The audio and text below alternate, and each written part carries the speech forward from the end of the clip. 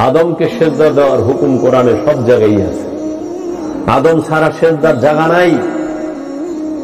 আল্লাহকে কেউ সেজদা করতে চাইলেই আদমের মাধ্যমে করতে হবে, আদম ছাড়া সেজদা হবে না। যেই রকম মেজাজিতে বুঝেন, হাকিকিতে বুঝেন না কে? হাকিকিতে যদি আল্লাহর জাতকে সেজদা করতে চান সেটা আদমের মাধ্যমে করতে হবে। আর মেজাজিতে যদি করতে চান তাহলে কেবলা মুখী হইয়া মসজিদুল হারাম কাবা শরীফে সেজদা করতে হয়, কাবার মাধ্যমে আল্লাহরে সেজদা করতে হয়। কাবা ছাইরা অনেক দক্ষিণ দিকে ঘুরে সেজদা করেন, হইব আল্লাহরে সেজদা? মোল্লা তোকে দিব তুমি অন্যরে সেজদা করছো। উত্তর দিকে ঘুরা করেন, পূব দিকে ঘুরা করেন না, আর পশ্চিম দিকে ঘুরছেন একটু তেরা করেন, হইব না। কেউ আল্লাহরে সেজদা মেজাজি সেজদা যদি করবার যান কাবা লাগে। আল্লাহরে যদি মেজাজি ভাবে সেজদা আনুষ্ঠানিক সেজদা করতে যান তাও সামনে পাথরের কাবাটা লাগবো।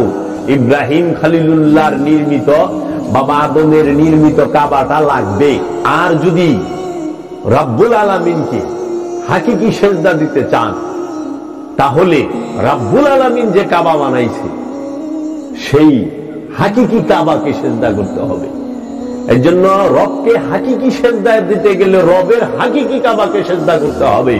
আর যদি তুমি আল্লাহকে মেজাজি সেজদা দিতে চাও তাহলে আল্লাহর নবীর নির্মিত যে মেজাজি কাবা, পাথরের কাবা, সেই কাবাকে সেজদা দিতে হবে। এর জন্য ওই পাথরের যে কাবা, মেজাজি যে কাবা, আনুষ্ঠানিক যে কাবা, রূপক যে কাবা, সেই কাবাকে সৃষ্টি জগতের সমস্ত চোর চিটার বাটপাত লুচ্চা বদমাইশ লাফাঙ্গা সুদখোর ঘুষখোর সম্পদ জমাকারী এতিমের হক মাইরা তারাও কাবা, ওই কাবা সেজদা দিতে পারে।